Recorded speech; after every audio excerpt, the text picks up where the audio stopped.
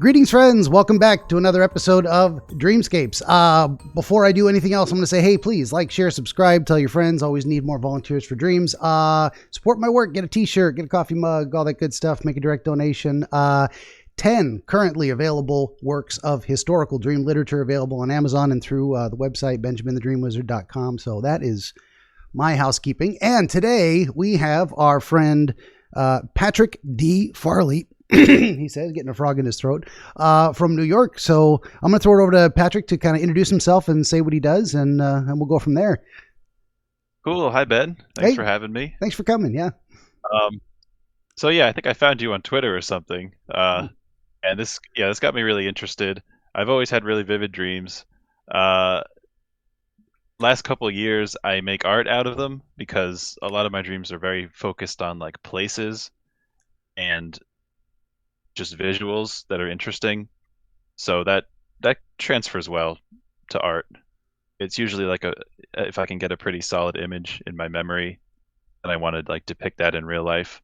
So yeah, that's what I'm up to. But occasionally I think I have like a real meaning that I could get out of my dream. Usually no. Usually they're short or whatever, but yeah, since you are obviously like do this as like a serious specialized thing, I thought it'd be really cool to come on and share a dream I had and just see what we get.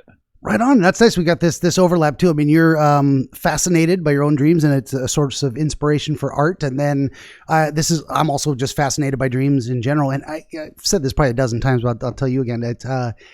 I dream. I know I dream constantly, almost every night. Cannot remember them. I might wake up. Oh, really? I might wake up knowing I have dreamed, but just flashes of like nothing I can put together. No coherent story. No cohesive segments I can put together. So I think part of my fascination is, what's it like to dream? What's it like to remember your dreams? Tell me about this experience.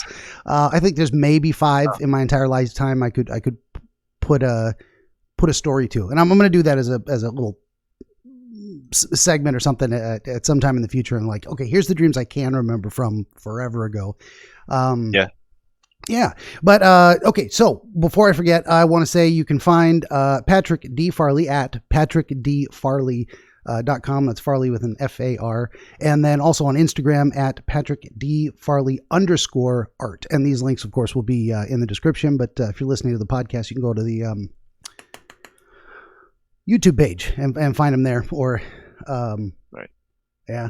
I was just saying before we started, I'm feeling extra autistic today. It's completely, maybe that'll help with the interpretation. I'll be like extra abstract and we'll get some things going. So speaking of which, without further ado, I'm going to throw it over to Patrick and he's going to tell us a dream. We're going to see what we can do with it. So whenever you're ready. All right, cool. So like I was telling you, I was going to come with a bunch of older dreams, but then I had a dream last night that I was like, and I guess because it was in my head, I should remember dreams more because I'm going to talk to Benjamin tomorrow. Could be. So so early this morning, I had like an intention to really remember it. So like I did the thing where I write it down immediately, and that's the only way to. That is the best way. And to anyone listening, if you're intent upon understanding your dreams, you got to get them while they're fresh. You got to wake up and go keep that notepad by the bed, open your phone and make a little audio recording. I talked to a gal episode, I want to say like 30 something. It's an episode in the 30s where she does an audio series of her own where she just records her dreams in a got a sleepy voice. And then she brought one for me to analyze. So that was a lot of fun. So here's our first cat visitor. That's Cece. Nice. Hello. Hi. He's going to knock over my coffee cup. Don't you dare. Oh, he'll do it if you don't. Right? We were talking about that too. I think I'm up to 3 times now in these episodes, and they just like to rub on the coffee cup, and they don't know it's going to tip over. It's dumb cats. Yes. Anyway, moving on. Your actual dream. Sorry. All right. So it's sort of, it's got a couple segments. I don't know if the beginning has anything to do with the end. The end is what I think has meaning, but I'm sure you'll do your magic with all of it. Yeah, from the first thing you can remember. That's fine. Yeah. Yeah, so this is a thing where I'm with my extended family, and we like rented out this nice house, which we've done in real life once or twice. And so first, I'm trying to work because I work remote. So like maybe I'm on like a vacation and I'm seeing them, or it's over the holidays, and I don't know. I didn't take a vacation day this one day, so I'm supposed to be working. um, some of my cousins are playing a video game. Uh, I go check that out for a little bit. I don't know if you're into video games, Ben, but Oh yeah, this is oh yeah, yeah. do you know Monster Hunter? Monster Hunter's series of I think so. Is that the one I'm most recently familiar with? Is Monster Hunter World?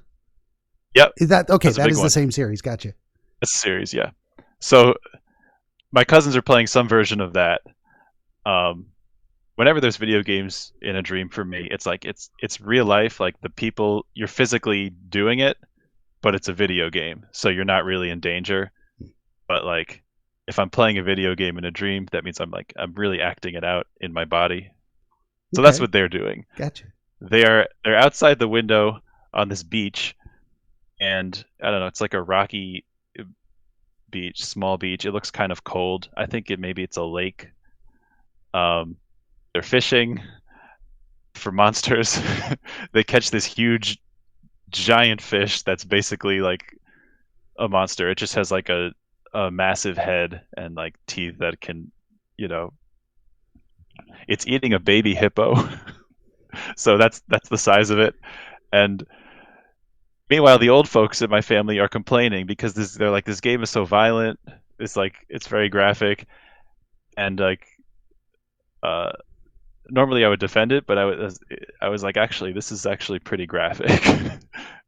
This vision of this hippo getting eaten, and then there's this I don't know, there's these other monsters that are like tall and humanoid, and one of them is like it's like intestines are spilling out. It's just like really dark look. Like this is disturbing.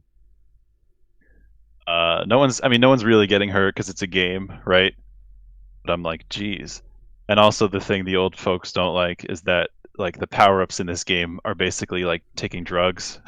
Oh yeah. So like whatever, that's something I guess.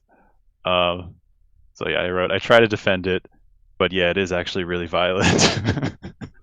So all right, so that's what they're doing. Then then I head back through the house. I'm going to my room to go back to work. Now it turns out there's not just my family here. There's other people. There's friends. So there's this girl I went to high school with. Let's call her Katie.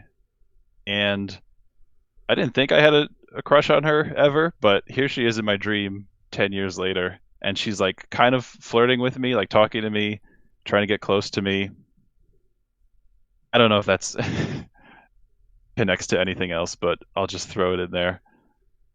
Nothing really happens, so I just go back to my room. I hear that my cousin arrived, and my cousin Michael, he's like a really good cook, so that means the cooking's gonna start soon. So I just hear everyone, "Hey, Michael's here," whatever. So I don't know, just normal family stuff that I overhear from the room. Um, then I guess fast forward a little bit. None of me doing actual work is in the dream. Now my college friends are also here, and I have had this like recurring kind of dream before where like I'm on a road trip with my college friends and we end up staying with my family, which we used to take a lot of road trips. So there's that, but I don't know, it's just like this collision of worlds. It's my friends and I'm with them, like traveling with them, and we're intersecting with my family staying at this house.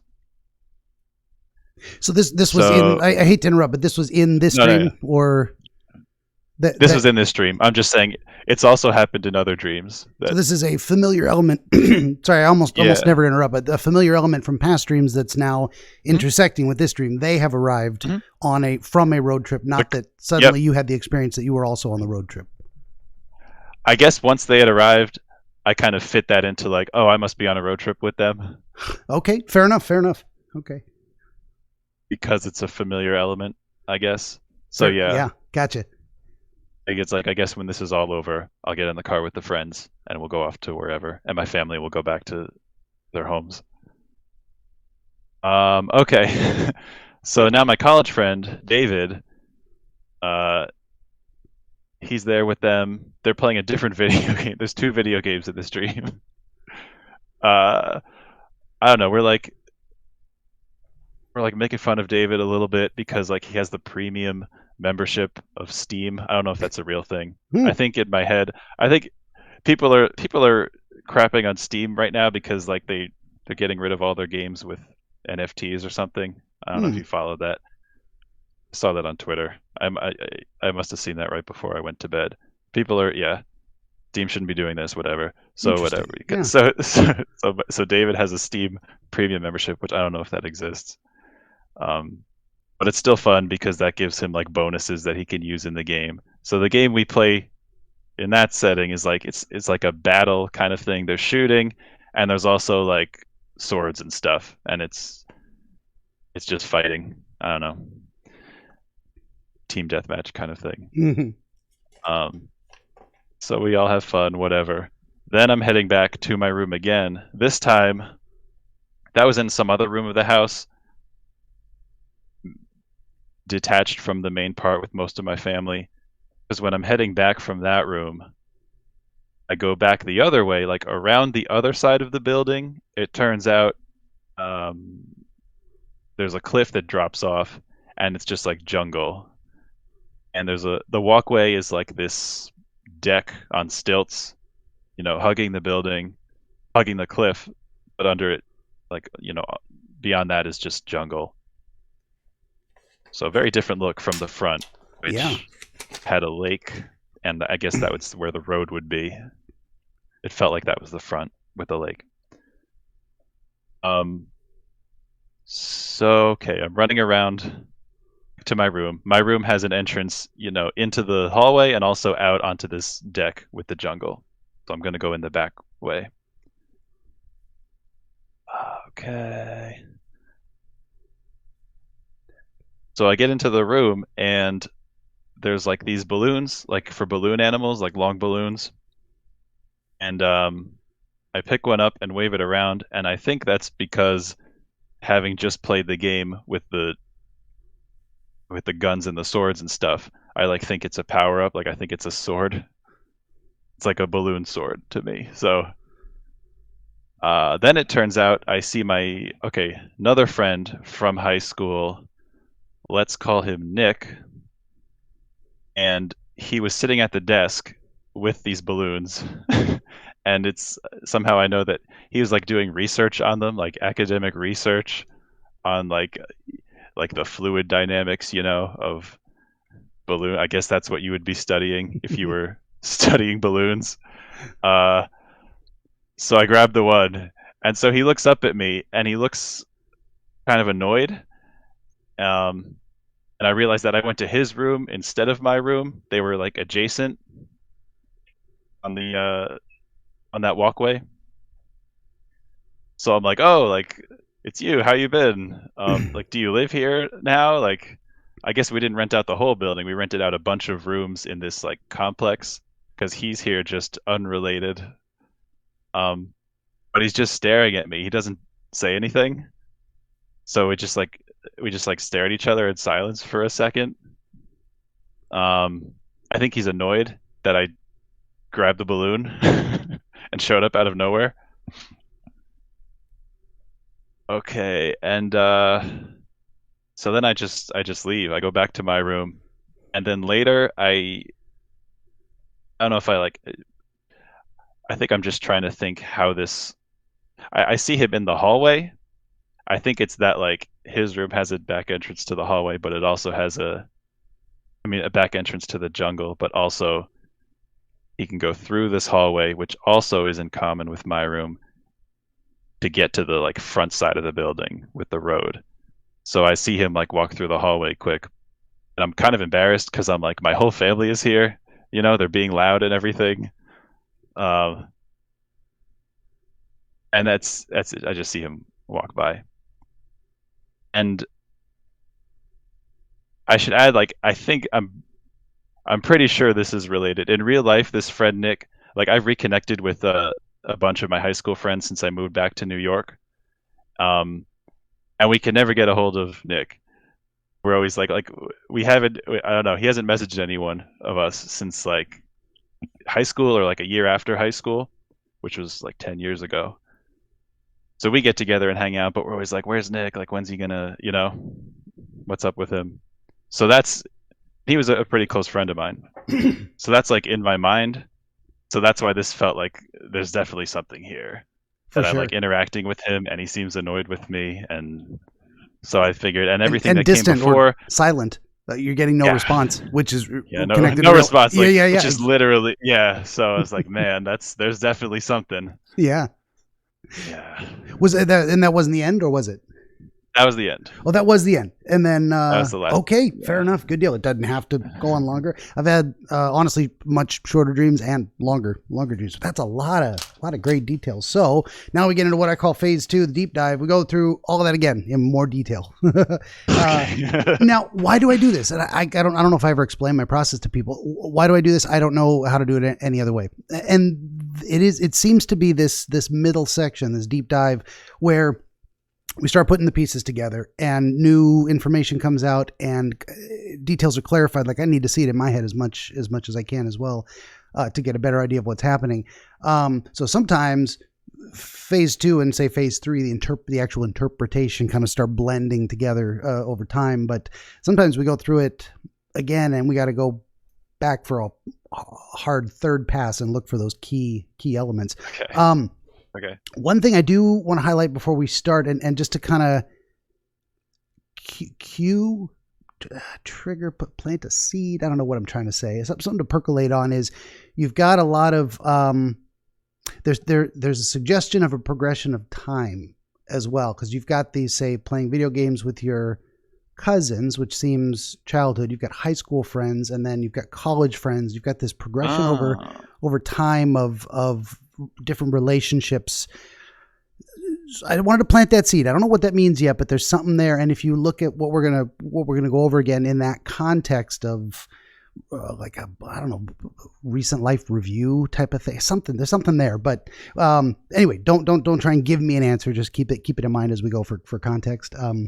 That's really cool that that you noticed that it's cousins, high school, college, which is exactly, that's the order that I knew them. Yeah, and that just kind of struck me, and I wanted to mention it before I forgot, because I don't think I actually wrote that down, but if you help me remember, I won't fuck it up too bad. Yeah. It's one of my most difficult things of this is like, if I have an idea now, but it's not time for that idea yet, how do I hang on to it? I don't know if I can sometimes, so I ask for help when I don't know what I'm doing. Okay. Yeah. For sure. Yeah, just say it. Okay, yeah. So the very beginning, we're going to go, Vizini said, go back to the beginning. My horrible Inigo Montoya approximation. So the first thing you remember is being at this rented house. Now, the first image in the dream, the first place you were, say, physically in the dream, was in the living room, looking out the window at the kids doing their thing by the lake. Yeah, looking out the window by the lake. Yeah. So the knowledge of the context of where you were and what was happening was granted at that point. It was just like, as soon as you saw the scene, you knew where you were, you knew what was happening. Yeah. Like there was nothing that happened before that. Like, oh, I'm pulling up to the lake house. This is where we do our vacations. It was kind of like that instant knowledge as you're observing the scene. Mm-hmm. Yep. Yeah. So where are you in this kind of living room area? Are you looking out a kitchen window, a bedroom window? Where are you observing from? It wasn't like a big room. It was like a hallway with a window off it. It felt just like off to the side kind of window. Could be off to the side of the kitchen, but it felt like being in a hallway, but the hallway has a window, and that just happened to be the window facing where my cousins were. So it's like, yeah, it wasn't a major room of the house. And that's interesting too. I mean, what do we do with that? Why not a bedroom? Why not a living room, large area with other people present? You're in this hallway. This is where my brain starts to go. It's like, why this location to be looking from? It says something about the perspective from which you're observing something happening. It's not it's a transitional place, maybe a hallway. What do you do in a hallway? You walk through to go somewhere else. Sure. So you're observing something in a transitional place. Well, I think the reason I say hallway is just because it was like a small featureless space. I don't think I imagined there being anything on the other side of it. So almost just like an alcove. Sure. And also I'll add, like, the window was like, I don't know, it was like a little space where like pretty much only one person could look through this window at once. It wasn't a big window. Well, small. So just like a small, like, I guess inconvenient window to look through. That's interesting too. Yeah, that's where my brain goes with that as well, is like, so you're in a it's almost like the room doesn't matter. It's like, but you're inside for some reason and you're looking out, and it's just a very small window that really only you could look through, or whoever was present. So there's this sense of what am I trying to say? Maybe I shouldn't try to say anything. I should start writing down these details more. So when you look out, can you kind of describe where they were, what was happening? You said it was kind of a rocky beach type of situation. How rocky close? Beach. Like, well, I say rocky is like sand and then big boulders. Okay. That's what I mean by rocky. And the sand is like very short. That's why I said maybe it's a lake, because it's just like maybe 10 or 20 feet of sand, and then we're at like grass and the house basically. Okay, fair enough. So it's a relatively short distance. You're not looking at them far away. They're actually pretty close. No, they're right there. You're also separated. You're not with them outside. That's interesting too. You're looking from this. From I think that's an enclosed space. I think that I felt like I like this game, Monster Hunter, but I shouldn't be playing it now because I'm supposed to be working. I think that's the reason I was not. There was a feeling of like, that sure looks fun, but not today, because I'm supposed to be working. So. Yeah. Yeah,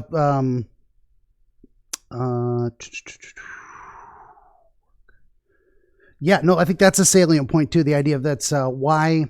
So you may have nailed the idea of why this separation, why a rather narrow, small portal to be looking through from a separated wall. They're doing their thing. I can't participate. You're not, even in your dream mind, allowing yourself to be with them doing the thing. You've got to just see it. And I'm not. And in a sense, if we put it in that context of like life review or progression over time, this is something that you've left behind, separated yourself from. It's maybe an iconic representation of separating yourself from this play, carefree play of childhood type of thing. So there's something to that, I think. Playing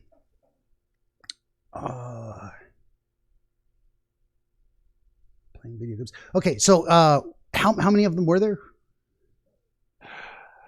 Cousins outside, like, yeah. There's one cousin that I know the identity of. He was there, and then it was just cousins. So I would say 3 or 4 people in total. You have kind of a large-ish family. That's normal for you to see, multiple cousins on a family vacation. Yeah. I think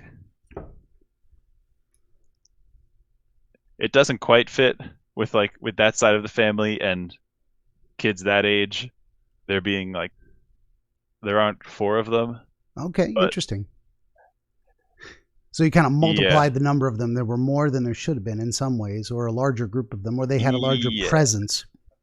This one cousin, you recognize any special relationship with them? Any associations that pop to mind about how you think of that person or what they mean to you? I think of him as fun and carefree. Okay. And he's a bit younger than me, so he doesn't. He's still in school, so like he wouldn't have a job to get to. Okay. He would plausibly be playing video games. He's not really into video games, but he would be playing something, during that time with the family there and everything. Yeah, that kind of fits with what we were saying about this maybe iconic representation of carefree youth, childhood play type of situation.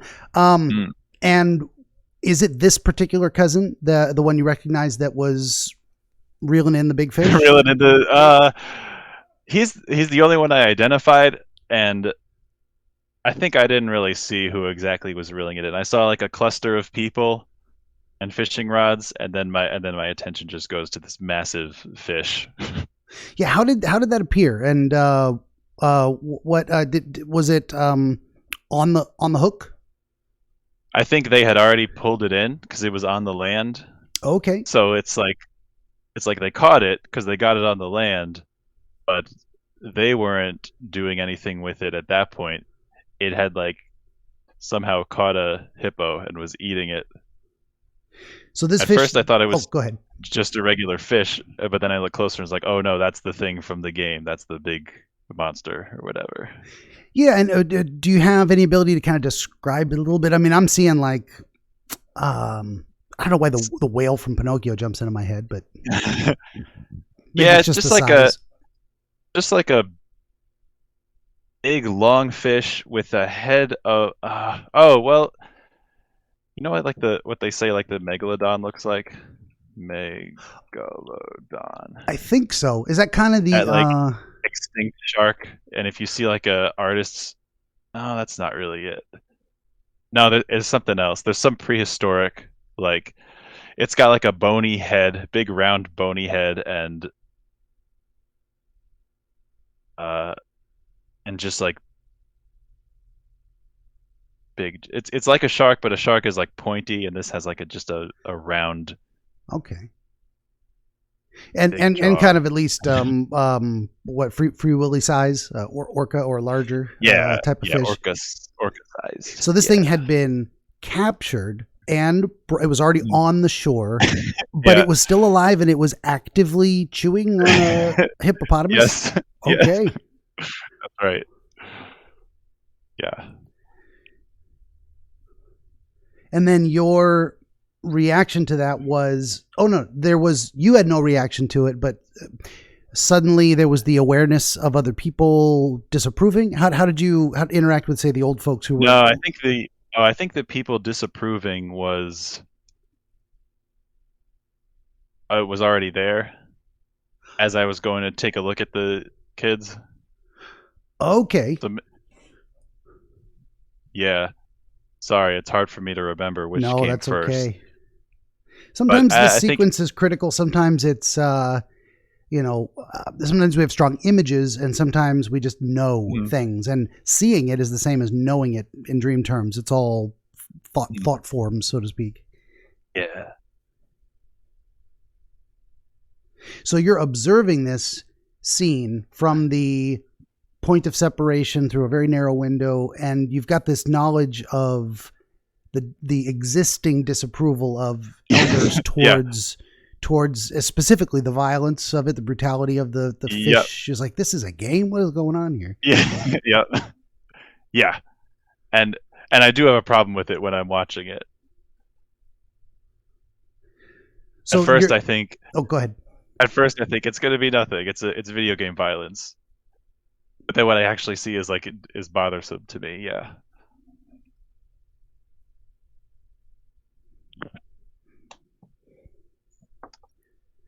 That's interesting too. So you've got kids participating in something that you're like, this is not even really appropriate for kids. Like, wow, this is kind of above and beyond.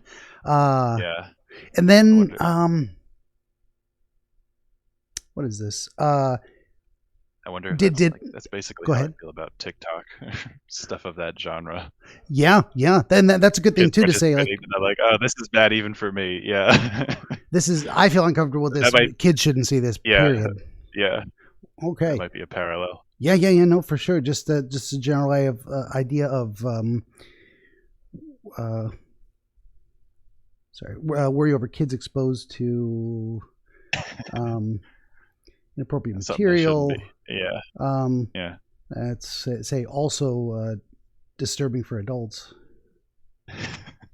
Yep. That's a big deal too. That's kind of the world we're in right now too. There's so much access to stuff and trying to balance the free speech availability of all kinds of stuff for whatever adults want to see, because it's none of my business. But if it's too free, if it's just out there in the open, and then where's the filter? How do you protect, say, the vulnerable who really should maybe not be exposed to that yet, even if later in life they can handle it, or who knows? Where do you draw the line? How much is too much violence?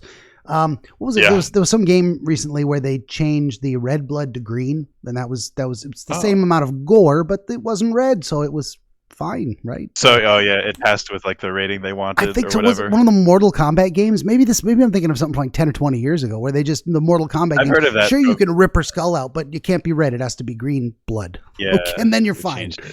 And then you're fine. Yeah. Well, yeah, that's a tough call sometimes. So it was almost immediately after that you then became aware of the humanoid monsters that were also in this scene or nearby. Then I just look further down the beach, and there's different monsters not interacting with the people. I don't know what injured the one of them.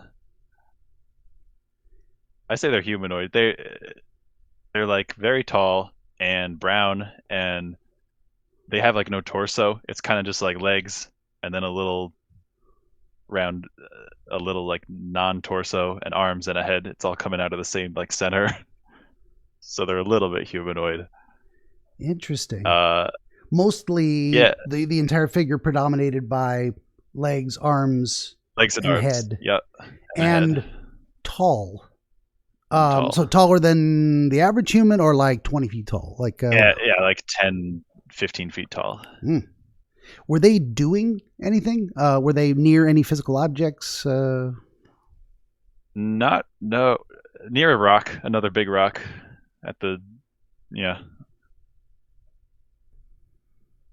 And one of them had been injured in the kind of minimalist torso area where the legs and the arms connected. Yeah. And oddly enough. Did the other ones seem to be paying attention? Did they seem distressed by it, or were they all staring off into nothing? They were agitated, I guess. I think there were just two. So the other one was agitated, but I didn't pay too much attention to that. Yeah, so there was two monsters, one that kind of had his guts sliced open and spilling out. Yeah. Awful. Yeah. Yeah. And then the other one seemed to be distressed by that, but they didn't do anything else. Nope. No.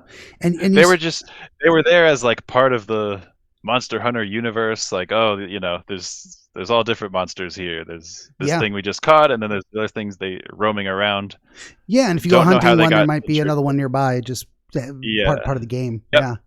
Yep. Interesting. But then and there seemed to be no source of how that monster got damaged. Didn't seem to have anything to do specifically with the cousins.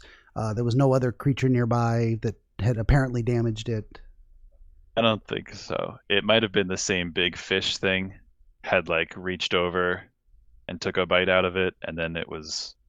Do you have a strong sense that's likely, or No, I think what was happening was that just like I was getting like overwhelmed by the violence of it. Yeah. It almost turned into like a bad dream at that point. It almost turned into a nightmare that I would have woken up from a lot earlier, I think, where like everything's going wrong and it's all like, and you wake up with like an adrenaline rush. Yeah. Because I was just like, this is really disturbing with the hippo. And then I like turn my head the other way. Like, oh, this is really bad too.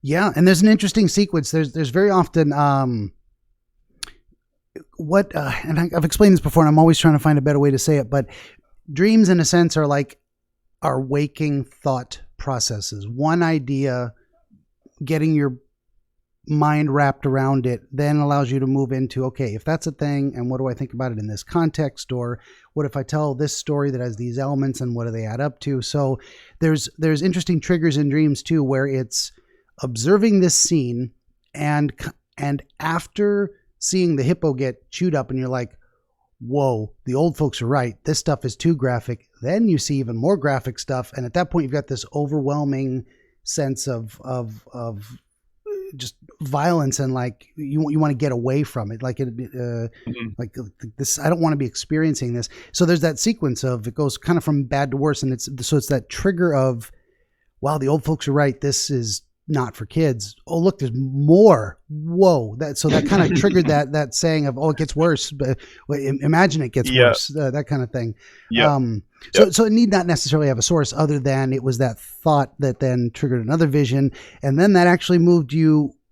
It was this moment of saying the sense of overwhelming violence that then on top of that, or in addition or next to it is, oh, wait, the power-ups are taking drugs.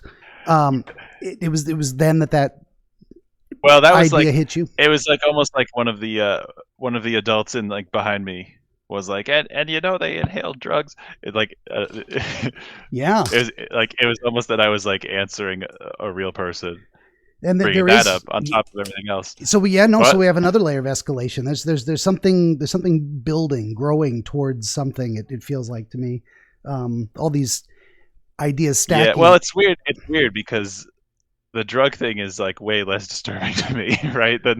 Yeah, and then there was that idea of what was your, say, response to that idea. But that it is interesting that then that's after that realization, or the impression that this voice of the elder inside you is adding another layer of critique, that you're like, I better get back to work. There's something transitional about that too. It's like that thought leads you to the next one. Yeah, I was like, I don't want to argue about this or anything. Like, yeah, since I've already been proven wrong with the violence thing, so like whatever. This is not a battle I'm gonna fight. Yeah, so you've got yourself and this, say, like what would Freud say? You had the id, the ego, and the superego. And the superego was supposed to be our cultural or social restrictions we put on our ego to make sure we act appropriately in the world. It's a good enough analogy for that too. So kind of the voice of the elder, if that's the person you respect, that you would look to their opinion to shape or guide your choices.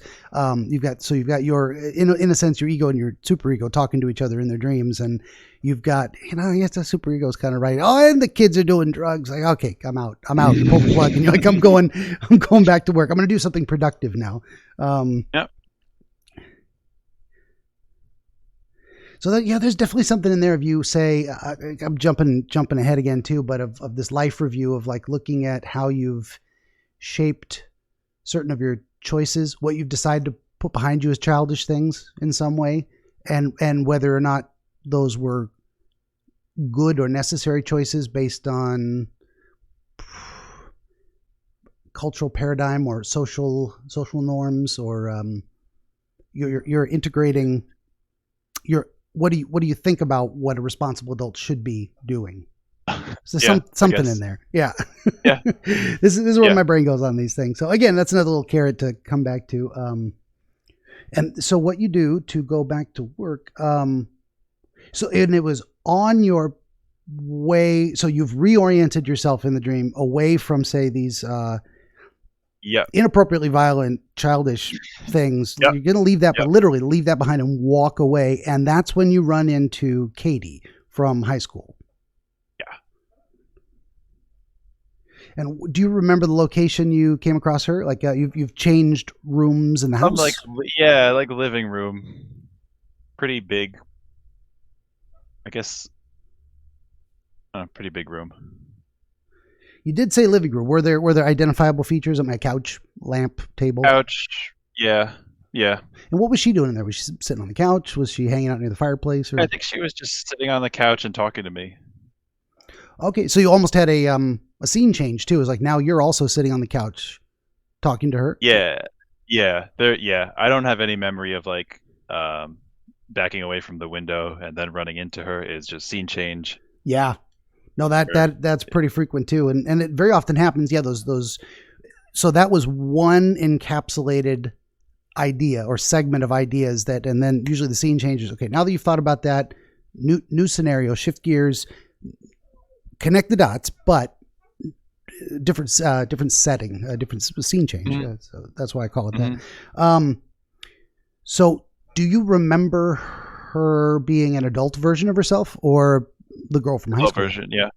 Well, or was I the high school version as well? That's a good question. You either know or you don't. It's okay, but I guess adult version. Okay. Yeah. And you said she was flirting with you, trying to get close to you. Do you remember how she presented herself, what she was doing? Just like Any strong touching features? me, like trying to like sit like right near me. I don't remember what we were talking about, but yeah, that was the context. It was like a verbal conversation, but like clearly sending signals that she was attracted to me. Okay. Now that you kind of think back about, I don't know, and I don't know if you want to say it, you don't have to, but if you think back on this person, does it trigger the idea that was she trying to flirt with me back in the day? Did I miss some signals from her? Was there an opportunity there? Yeah, I thought about that this morning. I don't think so. Okay. Unless it was like, I don't know, is there a level where like I would never like it was so subtle that only your subconscious picks it up, and then years later it's trying to tell you, hey, you missed this, whatever, Yeah. you know? That's possible. Maybe, but if you had I can't think of what. Well, I was gonna say, if you had a clear impression that yes, that was the case, that might mean one thing. But the idea that you're still not sure, it might mean that you're just considering the question as I asked the question, not as a what if I did? What if I'd done something differently? What if I missed an opportunity? She could represent the idea of a potential lost opportunity, but also. Oh, go ahead. Maybe. Yeah, no, maybe. I mean. Yeah, but if you don't know, then you don't have to kind of retcon it, so to speak. But there is something going on there in terms of how did you feel in response to the attempted flirtation? Now she's definitely doing something in this dream representation of her. Were you like, this is nice, or I'm not comfortable with this, I want out, or were you being nice and shutting her down gentle or anything? I was into it. I was excited. Okay. Yeah.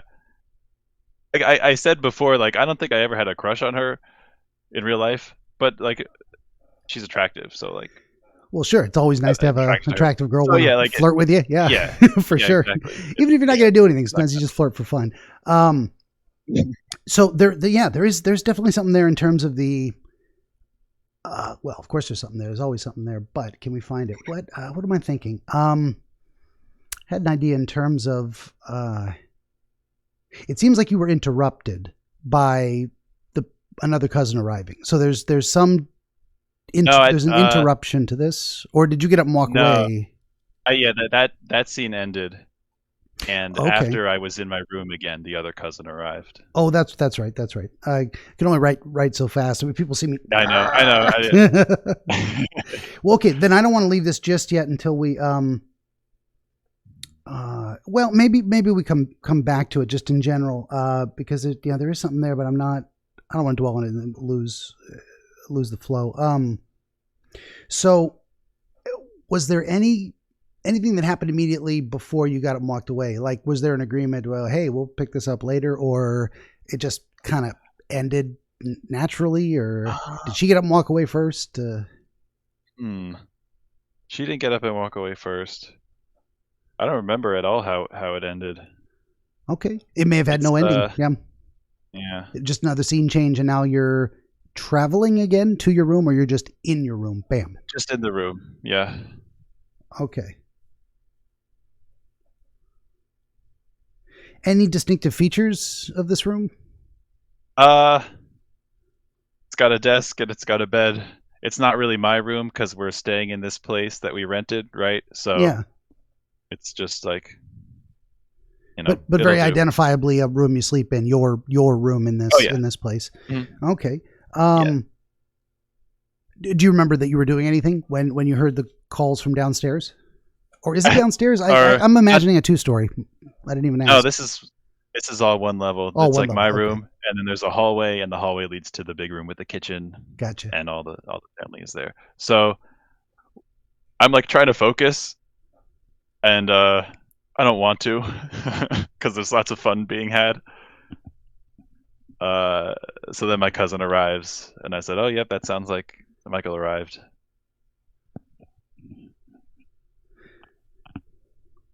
And was that say a welcome interruption. Hey, I've got a great reason to get up and stop doing this thing I don't want to do anyway and go back to socializing? No, because it was like I just sat down to actually do the work, so I was like, oh, I can't get up for this, which is fine, And since It's it just that was he arrived.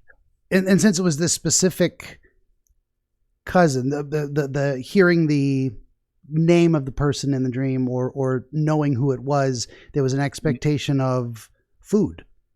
That this Yeah, person that was means a we're cook. going to start cooking soon, and then later we're going to eat a whole big dinner, and that's when I'll like stop working, and be with everybody.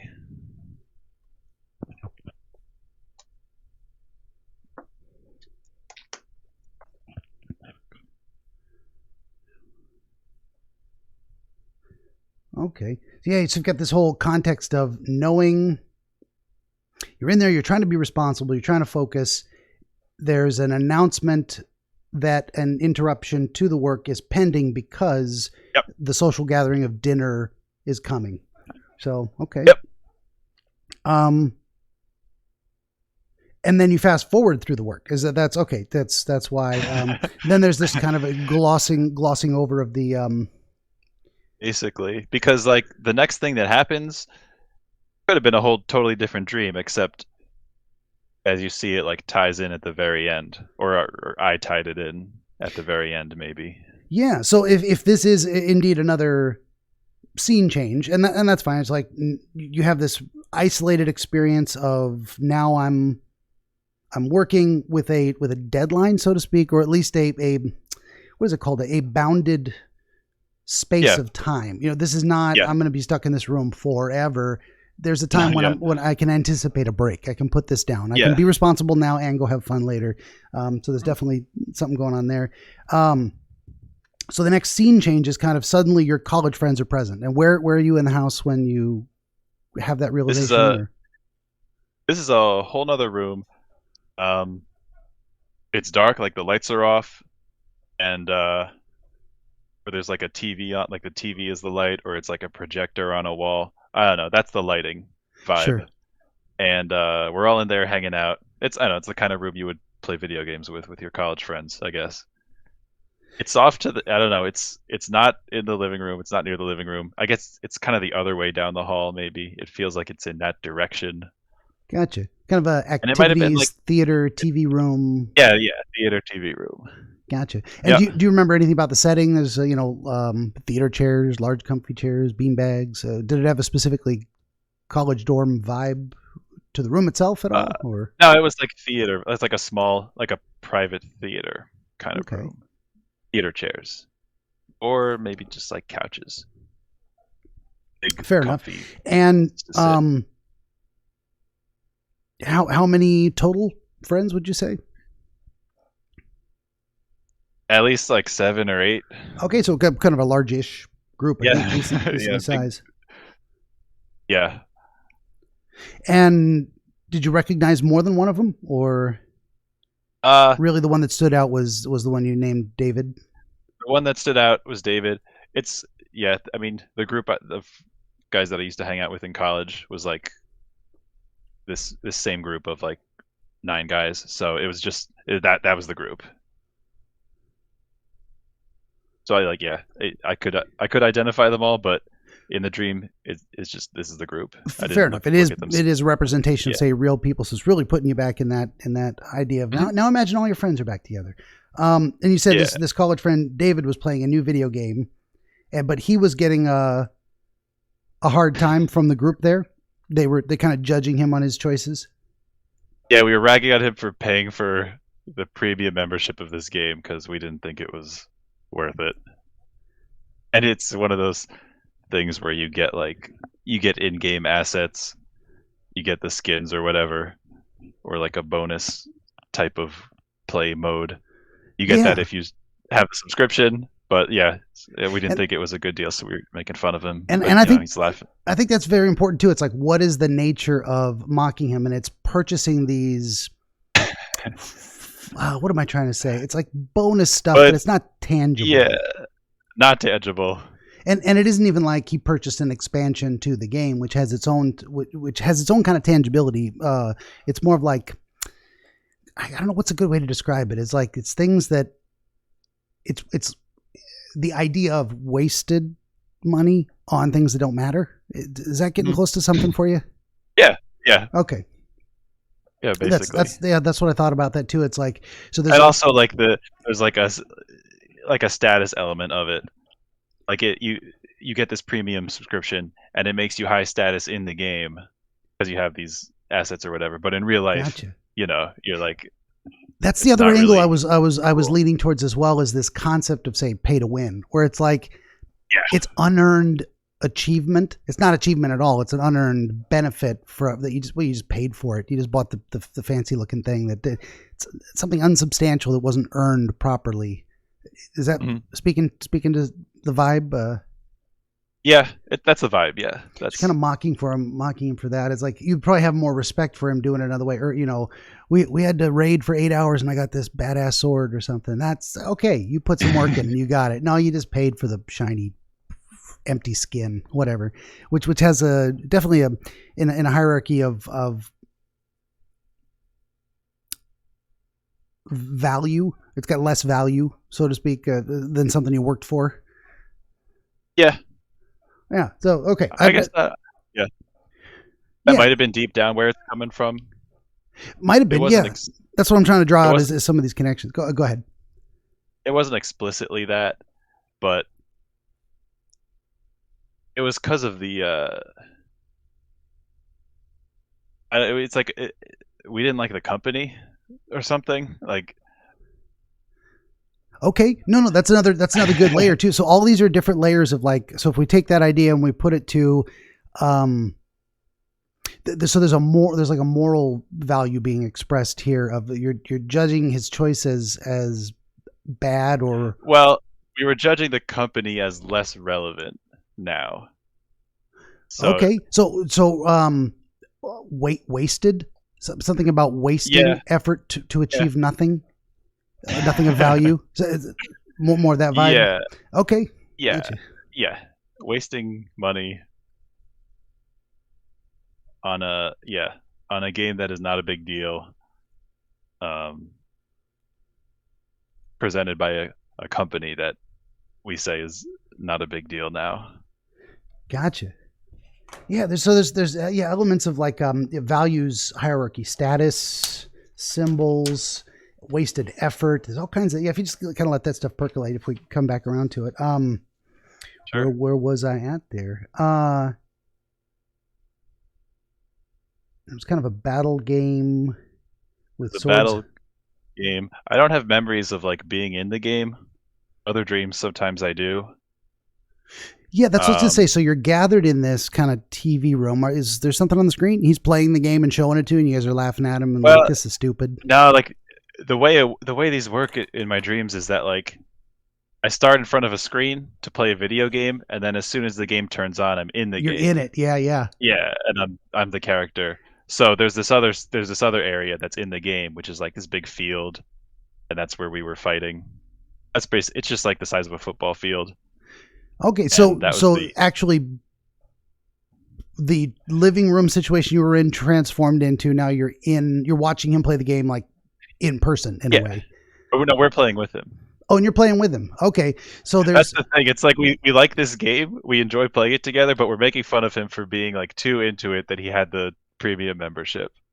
Gotcha. It's like yeah. So he's separated from the pack as well. He's doing something that other people are not doing. So there's a bit of a like, look at the people who are most similar to you. They are not taking it as far as you are. You're over invested in this thing that doesn't matter, which kind of relates to the putting aside things of youth and childish games in the past too. Is like, here's another example of things you say wouldn't do, things that where you've made a different choice, and in some ways expressing that to yourself or justifying it to yourself of like, yeah, this is, I mean, there's a limit, man. Like, what are you doing? Why would you go that far? It's not helping you, and it's a bad. So yeah, mocking someone for a goofy decision is not harmful, but it's like, really, that's a waste of time. What are you doing? Very, very interesting. And then now another scene change again. Bam, back in your room. Or any memory of travel. The next thing is the thing with Nick, and And you I think remember the being order that outside and say walking around the outside of the building?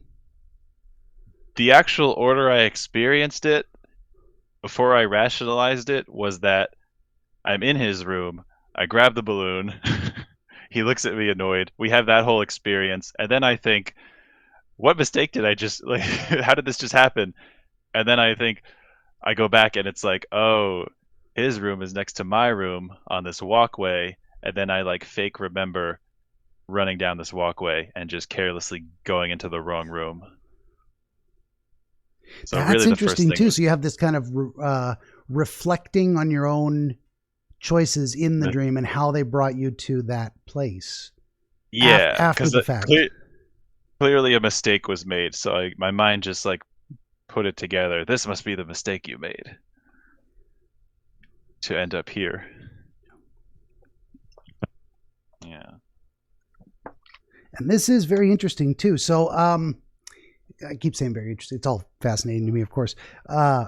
So just to get a better image of so you're in the room suddenly, and do you have a balloon in your hand, or you have to pick it up? Yeah, I pick it up. Where'd you pick it up from? Floor, bed, Desk. desk. There's like a handful of them on the desk. Yeah. So there's a handful of these balloons on the desk, and you pick one up, and then it's after you pick it up, you notice, whoa, Nick is here. Yep. That's interesting too. So there's a trigger there too of like you didn't notice he was there and walk over to see what he was doing. It's engaging yourself in the work that brings this character into focus, and you're like, whoa, there you are, and they just stare at you and say nothing. Mm-hmm. Mm-hmm. And there was a sense of annoyance, like you were interrupting something or somewhere you shouldn't be. Yes. Or definitely. Unwelcome, basically. Yeah. It's like I think my mind like invented like the thing that really happened was, he looked at me with like kind of a blank stare and didn't respond to my questions. And then I'm rationalizing like, oh, he's annoyed. Oh, was it something about how I grabbed the balloon? And then, oh, he was working on those. Yeah, definitely. So kind of unwelcome interruption.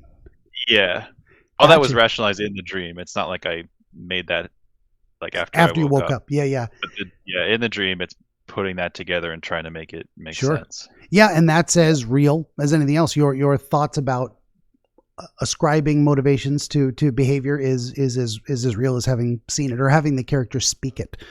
So I think that's definitely what was going on there too. And it was it's very interesting. Like you're suddenly in a new place and your brain says, imagine you grab something without thinking because you're interested in it. You engage yourself in something and then you realize you're interrupting someone's process and they might be annoyed. So you're kind of that unwelcome interruption. Like, hey, I'm working here. Mm-hmm. And then afterwards you're like, well, how did I even put myself in this position of making this mistake?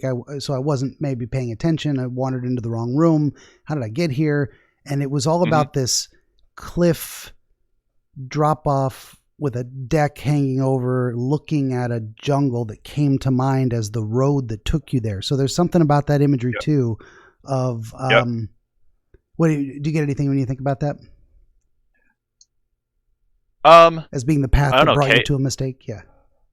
Oh, well, and that was the first time that the jungle even shows up in this whole scenario.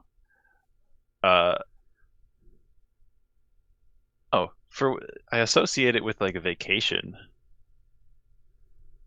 which again is like which we worked on vacation. We were in this place temporarily to like all hang out with each other. Except he lived there. I don't know if I mentioned that the first time around. You did. That like okay. So you're actually almost quite literally in his space in a sense. So it's almost like his house, but it's not. It's at least a piece of it is. But he didn't come with you on this vacation. He was just there. Yeah, it was pure coincidence that we vacationed at the same place that he lived. Yeah. He wasn't there as a participant directly. He wasn't invited, so to speak. Oh, yep. Nope. Totally. And different. It was kind of that reflection, that rationalizing reflection of the path that brought you to make the mistake of going to the wrong room, and then woke up? Or did any other interaction happen? You were waving the sword around or something, the little balloon sword? I was holding it. I don't know if I was waving it around, but I think I rationalized that the reason I grabbed it was because it looked like a sword from the game I just played, and my mind was like looking for weapons to grab because having just played the game. Yeah. And then the very last thing was I'm in the room working again, and I see him just walk through the hallway to, I don't really know what, he's going somewhere. That's right. And so then you did finally make your way back to your own room. Yep. And then watched him, say, walk past an open doorway. I think there was a window in my door. Okay. Which wouldn't make sense, but like a classroom in like a school, like that kind of window.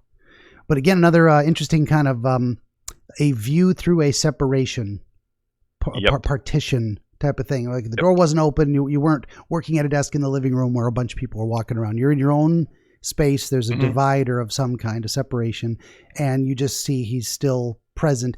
Any sense of where he was going, what he was doing? Did he look at you this time, or still no way? I think at first I was worried, like, is he going into the main part of the house? Like, is he going to have to like deal with all my family?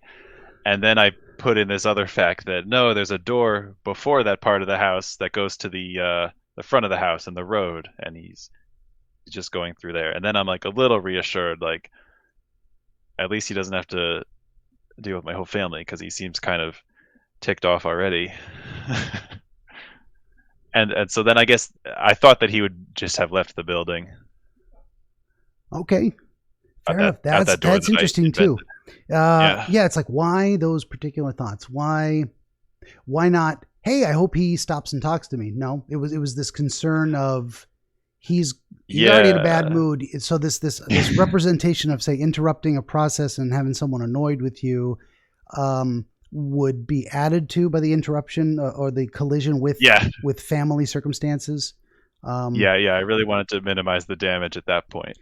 Yeah, there's so I mean at this point that end of Dream, and we're into more of the phase 3 type of thing. It seems like it didn't blend too much, and that's okay. But broad themes we're seeing that walking through growth from child to adulthood in the dream. That was really cool how you spotted that. Oh, thank you. Yeah, but then also different representations of decisions about worth and value, and what's worth your time or energy and what's not, what's appropriate for even adults or kids to, divisions between transitioning to adulthood. And iconic representations of say maybe someone who's engaged in work and is being interrupted by someone who's not, or on your way, like you keep trying to go back to this room to get work done, and it keeps being interrupted by all these other things that are happening. Before I go too far, and then I'm the one interrupting work being done. Right? Well, how do you like it now on this other side of it? Now, but before I jump in to start pointing more things out. Okay. What did anything occur to you in terms of, other than just kind of clicking with that broad theme right at the very beginning? Did some epiphanies happen about what some of these imagery might mean to you without my influence? The thing with the girl flirting with me, I really didn't know what at all to do with. I've had other dreams like that. I don't know if that fits in well. But the fact that there's high school friends there, and Nick is a high school friend, so there is that connection. I think because in real life this guy Nick hasn't talked to us, I wonder, like, did I hurt him somehow that I don't know? So I feel like maybe sometimes my subconscious is trying to find ways that could have happened. A reason that he fell out of touch, yeah. Yeah, interrupting work doesn't really jive. Like, directly. I don't think. Maybe not. That may be the wrong way to phrase it too. Yeah. Yeah. I don't mean to put you on the spot. I mean, either things occur to you or they don't. If they do, that's fantastic. If they don't, we'll start trying to focus down a little bit on some other stuff. Yeah, no, nothing immediately occurred to me. If I thought about it more, maybe I would make some more connections, but I'd rather hear your connections. Fair enough. Yeah. And sometimes things just take a while to kind of think it through. And that's another thing. If folks are going to do this at home, you get your notepad and you write it down. You write down the skeleton of the story. You write it down again, try and fill in a little bit more of those details, put some meat on the bones. And then sometimes it takes a while for that thing to Frankenstein and get up and walk off the table and show you what it is. So, I wouldn't want anyone to get discouraged by not having these epiphanies immediately during the process. Sometimes it takes another person to talk to, kind of bounce ideas off of, or get a different way of phrasing it where you go, oh yeah, that makes sense. But everything you've said, everything you're saying today, I'm going to like cross-reference with my memory of like my relationship with this person. Yeah. Very cool. And that's and there's a reason that these why this person and not another person showed up in the dreams. Like there's some association with that person, what they meant to you, how you view them now, looking back. Very relevant parts. From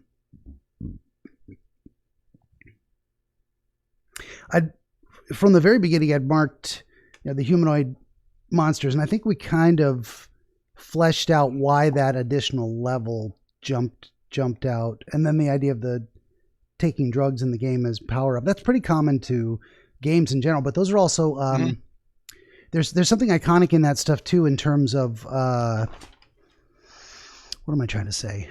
There's pitfalls, traps you can fall into as a kid that would ruin your life. One would be maybe getting too heavy into drugs, and the other is getting given into violent impulses or doing destructive things in general. So there's some iconic things of leaving behind those childish impulses to be aggressive or self-destructive in some ways. That popped to my mind. And those could just be broad representations of here's ways kids can go wrong if they don't make good decisions. I don't know if it has any specific meaning to you, like you have relatives who, or close examples of people who made poor choices and you're kind of being reminded of that. Distant relatives who had problems with substances. Okay. Pretty distant though. Yeah. I mean, but it's something you heard about when you were a kid of like, do you have memories going back that far of hearing about those things? And like cautionary tales. Yeah, or just my dad telling me, don't do drugs. And things like that. Yeah. Yeah, it could be as simple as that too. Yeah. In terms of, it doesn't have to have tremendous import, but that's definitely what you're thinking about. Is like here's the different sections of your life and gleaning lessons from them as you go along. Which, what was the? Where did I start writing down the second part? Okay, no, it was on page 4. Got 6 pages of notes so far. It's my giant chicken scratch. Nice. Yeah, and we talked a little bit about the separation from play and work, and it's interesting, the idea that these. As I was saying earlier, you keep trying to return to this room to do this work. You've got this feeling of responsibility of needing to be productive. Even on vacation, you got work to do. You got things. Do you generally in real life have kind of a busy mind in terms of projects and? It's not so much. It's not that my work is so hectic, but I have gone on vacations with family, and like I take some days off and other days I work. So it's that vibe of, it's a weird vibe of like I have to get work done. I try to pick days when other family members are working, but there's this vibe of like there could be something fun happening. And it can be working today. It can be tricky too.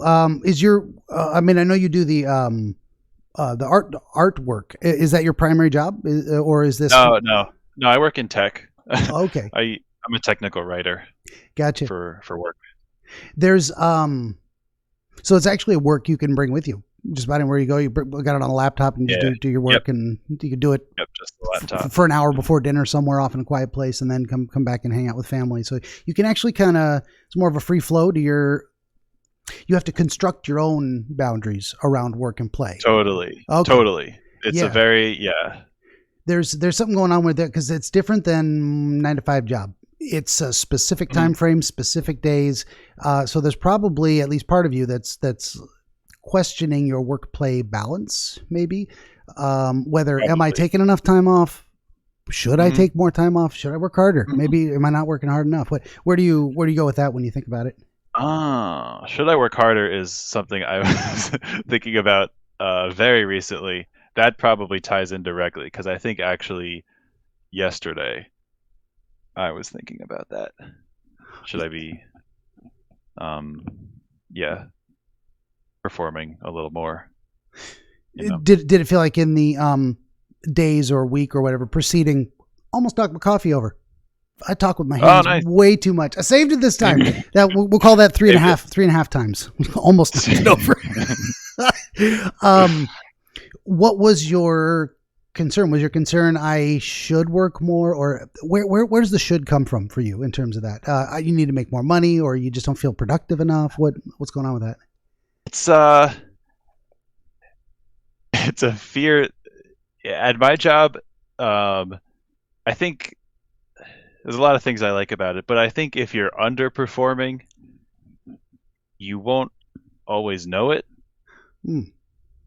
Like, I don't know, a couple times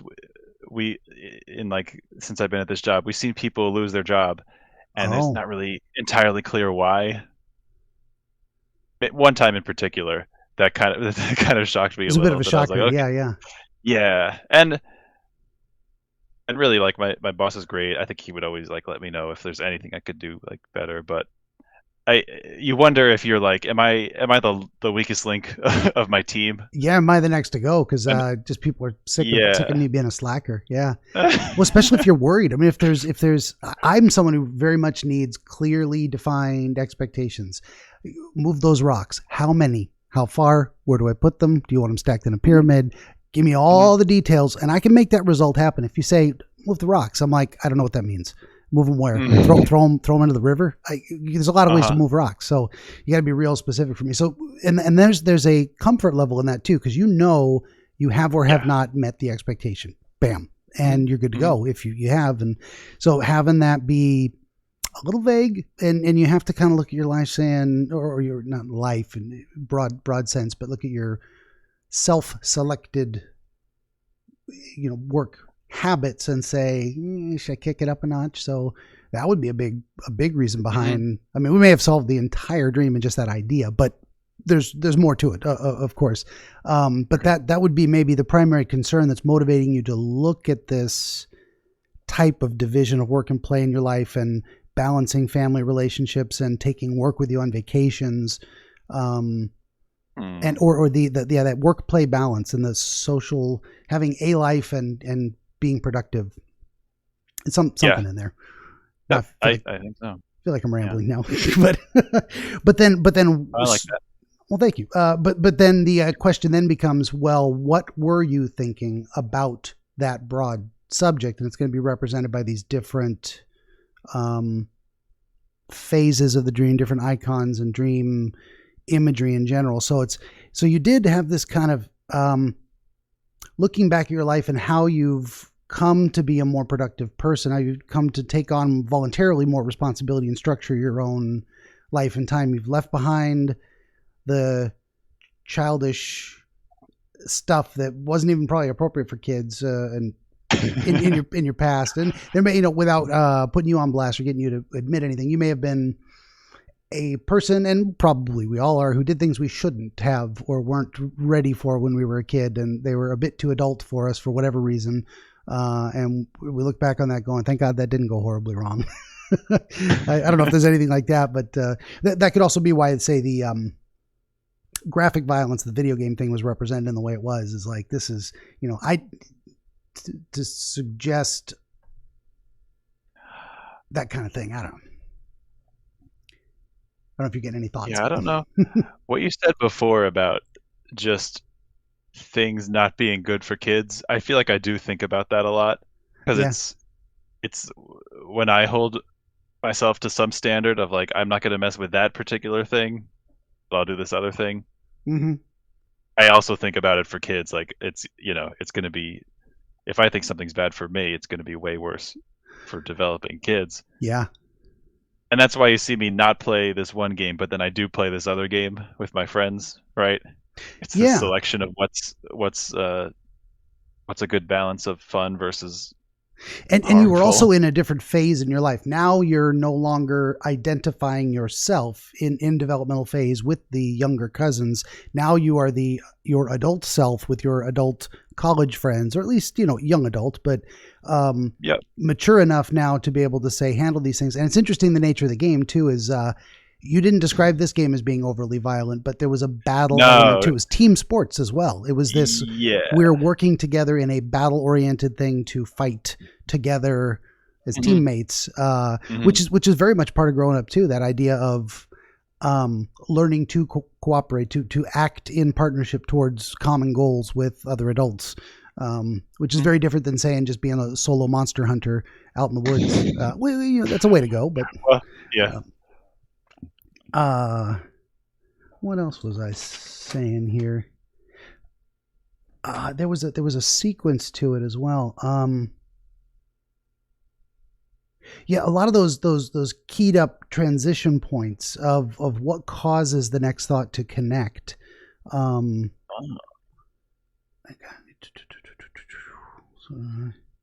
Yeah, and then having that the voice of the elder in your head kind of speaking to your a perspective which you agree with regarding that stuff. Yeah, and that sense of you said overwhelming violence, like I got to get away from that. And then it's interesting that then that took you into the living room to meet with the high school flame.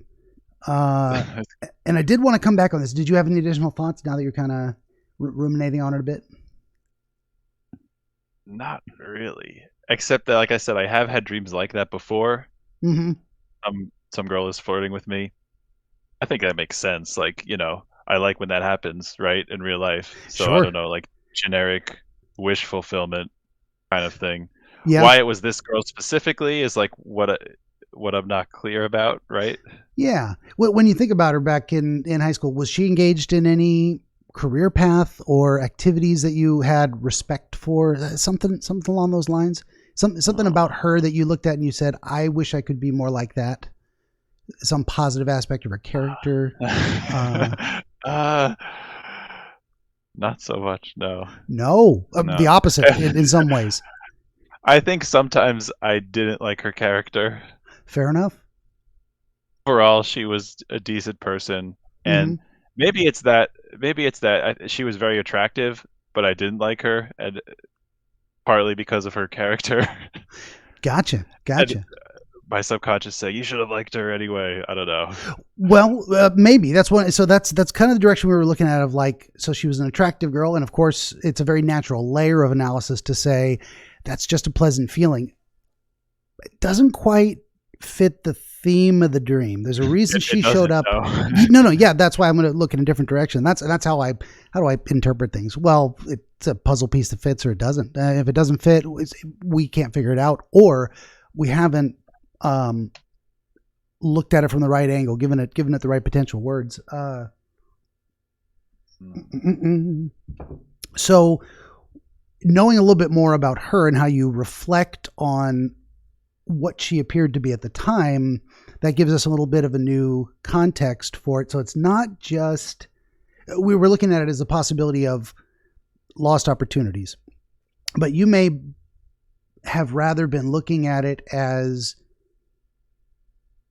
so here's an important point too. It's not like you take her hand and lead her off to your room and there's a whole dream scene with her. It's actually just that experience of her being open to you or inviting to you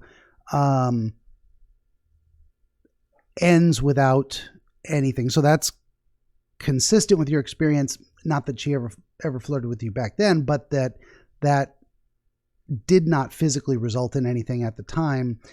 And I'm going somewhere with this. I had a little tickle. I'm trying to tease it out.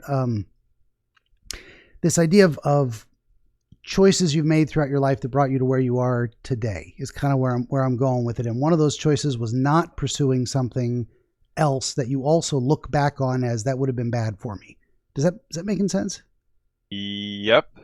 Sure. Did you have a moment or more to say on that, or not pursuing things that I reflect would have been bad for me? Yeah. Well, I mean, there was a girl I did date in high school that I reflect would have been bad for me. If you'd stayed together. Girl. Yes. Yeah. With this one gal, Katie, there's this idea of flirting with danger, people say, and you may have been in the dream flirting with the idea that you could have been with someone else, the appeal of it, but that it was a mismatch, that it was another thing from your past that you left behind because you chose a different path, if that's making sense. Yep. Yeah. A lot of people I could have been with if I really, I guess, went for it, right? Yeah. So in the dream, maybe the idea, not her, but yeah. In the dream, the idea that she's flirting with you is almost like it's you, and you were kind of participating. You were not rejecting her advances. You were enjoying the moment. So in a way, that metaphor of you yourself were flirting with the idea of what if I had made a different choice with this person, or taken other paths, other opportunities. So there's like childhood play, and now there's this idea of relationships potentials, and there's family mixed in. There's a lot of different layers to all this imagery. A lot of different opportunities. That's why I picked this dream. There's just so many things going on, so many fields of my life intersecting. And that's it exactly. This is how our brain works too. It's like we're trying to do a complex pattern analysis, but it's not just that. We have so many intersecting vectors that all pull on our attention. We have, say, unlimited love, but limited time. You can only spend time with so many people, even if you care about them. But that goes for pursuits and passions and our value system. We have to constantly make these. When you're hungry, food is of more value than right after you've eaten. And if you got to poop, food can wait. You got to run to the bathroom now because it's time. So there's all these immediacy of things, but there's long-term planning as well. And we're trying to project ourselves into the future and say, what is me 10 years from now going to want? And how can me today make me 10 years from now happier? That's a hell of a trick. I don't know that any of us really know. Did you have a moment there? Because lately I'm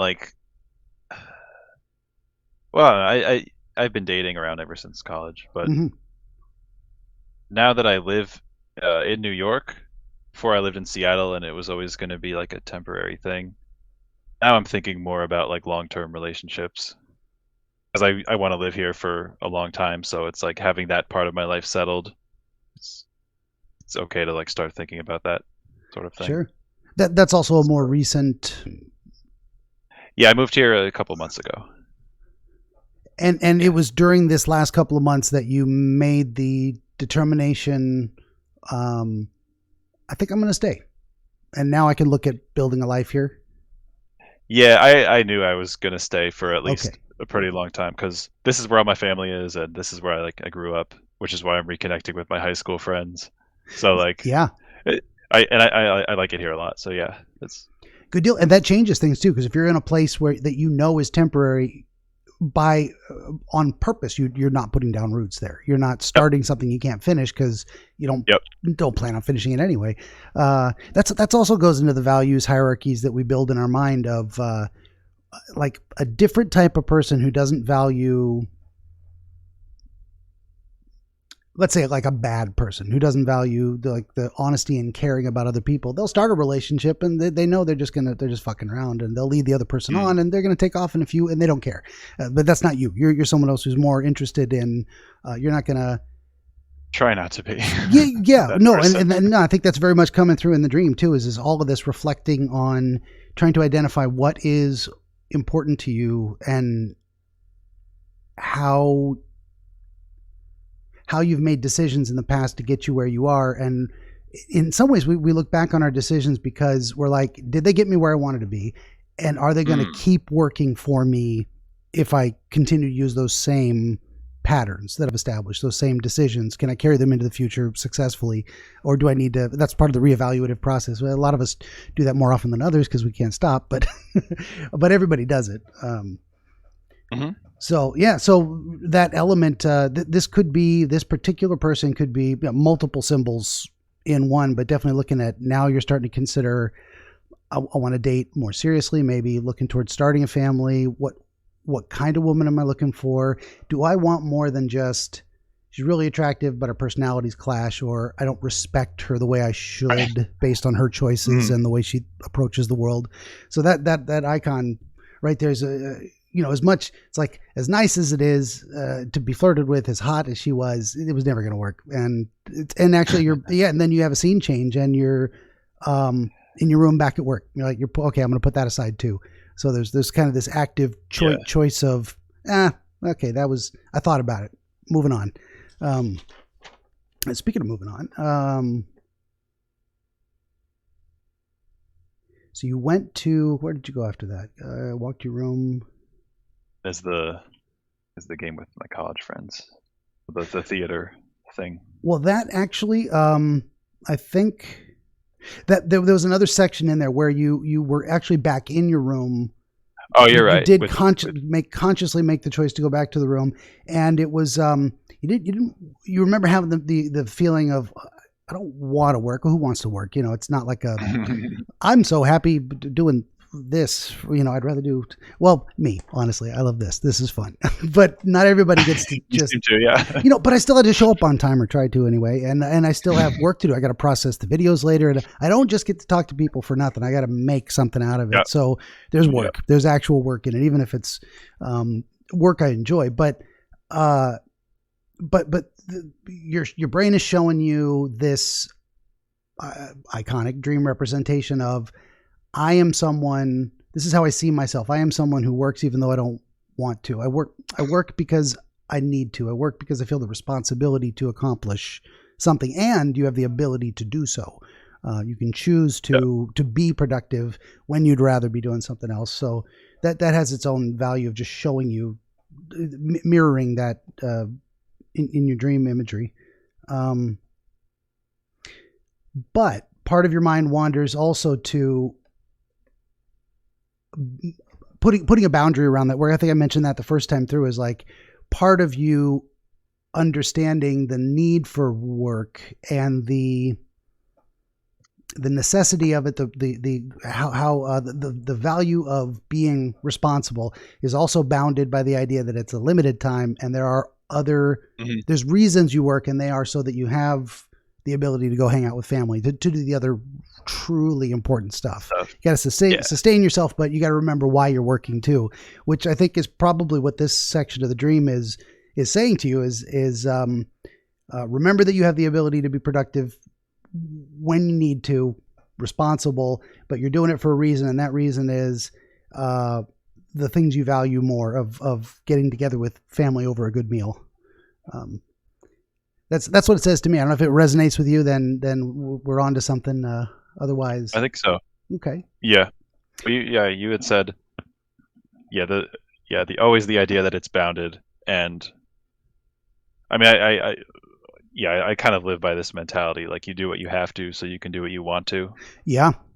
It's kind of what you just said. That's a big one. That's kind of like the essence of responsibility itself. I think we kind of nailed it down to a smaller thing. You just do what's got to get done, so that things don't get worse, or you can do the things that are truly important to you.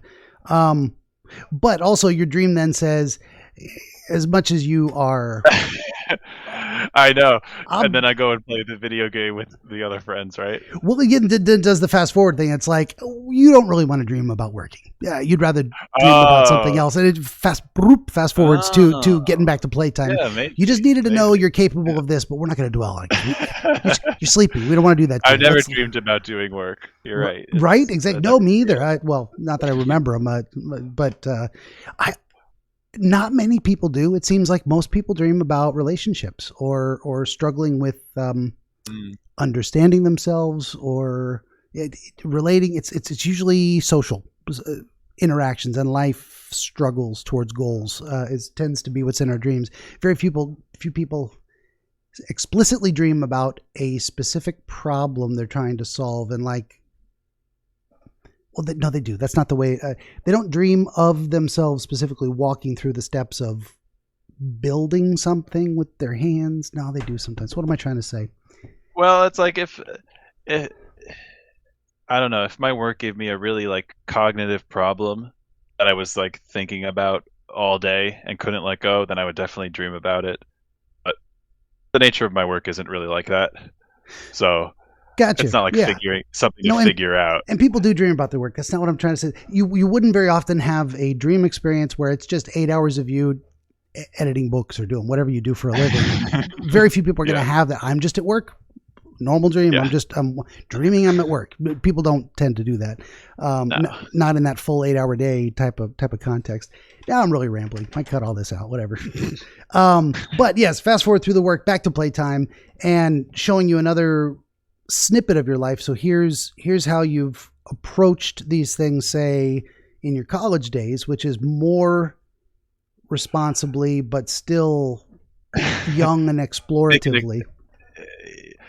Responsibly enough, but still making exceptions was definitely how things went in college. Yeah. It could be like, I thought I was going to study all night, but then my friends are playing video games and I just get roped in because it's just too much fun. But then I'm studying extra the next day or the next weekend. I would have like a whole weekend where I can't see anybody because I've been letting everything build up because I've been hanging out with you guys too much, Yeah. So it's a balance, but like in the short term, I can get pulled into stuff with them. Yeah. Gotcha. Even now, if they're planning stuff to meet up and stuff. So if you think of the context of this scene we're looking at in the dream in terms of lessons learned from your college days, where would you connect the two in any particular way, like based on what you saw in your dream and how it? I mean, college went fine, right? And I did my degree fine. So I guess I'm thinking like, I played video games a bunch with my friends, but that wasn't harmful to any like noticeable degree. So it's where the room for like frivolous enjoyment is, right, in your life. Yeah. Like there's definitely room for that. Yeah. And that's an interesting thing about these dream scenes too, is that sometimes we're looking at the representation of an idea. Now that idea may be how we actually feel, what we believe is true, or it could just be a what if scenario. So sometimes people look at things and it's like, I did this thing in my dream. Does that mean I really want to do that thing in real life? Maybe, probably not. But definitely it's like your brain wants to show you, it's like, look at this type of a thing as you're considering different questions about it. What if it looks like that? What if it looks like that? So there's something going on there with yours. So why did I say all that? So what I wouldn't take from this is your brain. What would I try to say? You're counterbalancing some of the other stuff by saying, but there's still room for play, and you can still be successful with play. So it's like, don't be too hard on yourself, especially since we're coming straight out of showing yourself you have the ability to work when you need to responsibly, and your brain going, yeah, but I also remember a time where I played more than I thought I should, and it still worked out okay, although I still got to be careful. So there's like, it's like, it's showing you this balance and saying, don't forget there are two sides, and that there's a reason to look at it from both sides and not forget there is another side. Yeah, something like that. Yeah, definitely both sides represented here. Yeah. One after the other. And then the specific angle of the lesson. I know we talked about it a little bit earlier with the nature of the value judgments being placed on decisions in there, and some of that could be your. Do you think you're carrying some of the value judgments of your friend group with you into adulthood? In context of this video game experience thing? Kind of. Well, what I'm looking at is that we're definitely having a dream representation of a group dynamic happening where there's a judgment being made and you're mocking a friend, and it's not serious. You're not morally condemning him. You're just we're like laughing, like we're all laughing. Yeah. About it. Yeah. But he's definitely does something that the rest of the group is not on board with. So, and even if it isn't serious, he's an outlier. And it's, so the idea, the concept would be maybe you're carrying group opinions, the peer pressure with you into adulthood. Like that's not the right way of putting it. It's not, but like lessons you've learned, attitudes you formed at that time based on interaction with that specific group of people, carrying it forward into your adulthood, and now looking back on it going, just getting a reflective look on that dynamic and how it shaped who you are today. Am I saying too many words, or is that ringing any bells? It might be the opposite, where I identify as the group, and like I disagree with the decisions different friends have made. Oh, but over minor things, right? Because we're still good friends. Sure. But like the one having made a decision that we're like, that's ridiculous. I don't know. Like, I guess the minor disagreements you have as friends. I think there's something there too. And you could look at how you may have made different choices in certain areas than other friends did. And we're always kind of, there's a negative version of it, is keeping up with the Joneses. They got a new car, we got to get a new car. That's kind of status climbing. But there's a different comparisons we make of like, here's the value judgments I made, here's the value judgments they made, here's where those got them, and here's where mine got me. And we look at the results and say, maybe I should have been more like them and I would have gotten their results, or maybe I'm glad I made my own decision because it didn't end up so well for them. We're constantly doing that. So it wouldn't be a surprise that would end up in a dream, but a gentle representation of it. No one destroyed themselves by making huge errors, but you're, depending on how you feel about it today, you might be looking at it going, I'm glad I did the things I did because they brought me to where I'm at, and this is a good place. So that depends on your assessment. Yeah, that's tough, because it was just a decision that was inconsequential in this context. Yes. Specifically for the dream, it was showing you something that's not earth-shattering. It was not a disaster. Yeah, no. The person wasn't deleting their character and leaving the game. You know, they were doing they were chasing the wrong external values. So there's something in there too. Is like the group may not be your representation of the people, but the idea that you felt like you were on the right side of the argument, so to speak. I guess that the exemplar outlier, it wasn't like you were the outlier. The group was with you. The person making the decision and focusing on inconsequential surface level things that just weren't meaningful. It's maybe that's what you took away from your college experience, is how to tell what's important versus what's superficial. Sure. Yeah. Could be something like that. That ties it together pretty well. Yeah. I think I just impressed myself. Sometimes I have to say 5,000 words to get one sentence that makes it all worth it. So that would be okay. We can put that aside. That was that section of the dream. Then we get down to Nick and this interruption. I'm saying interruption of the working thing. It's very interesting that you arrive there on accident. You put yourself in a place where you're in the middle of something. You show yourself making a mistake that has a consequence on someone else that they're unhappy with. Again, not a disaster, but there's a kind of an implied judgment there too of you're not where you're supposed to be. You're making life harder on someone else. You're messing up their flow, their process. They were doing something they thought was important, and here you are, and it's important too that it wasn't malicious. You're not like, I'm gonna go fuck with Nick. It's like you accidentally wandered into the wrong room. Do you have any thoughts on that broad theme? Well, just what I said before is like, me sometimes wondering if I accidentally hurt him in some way. Fair enough. And that's a good reason why he would be the representation shown. He would be the character used for this moment in the dream. So it probably does relate to your broader thinking on relationships in general, how to maintain good relationships. The idea that you might wander into making a mistake that ends a relationship. Something along those lines. Well, yeah, I mean, it's like, if I did that once, which I don't know, like, I should be worried that could happen again, right? Definitely. Are you, you said you've been dating more lately. When you think of accidentally doing something that might drive away a potential partner, has that been on your mind? How do I present myself in a way that seems appealing to a person I would like to have them stick around? Sure, yeah. And no, I've been dating all since college, but it's like, but now it has the potential to be more serious, I guess. I'm take things pretty slow, but yeah. And I wouldn't encourage you going faster than you're comfortable with. But it is also in this work related context.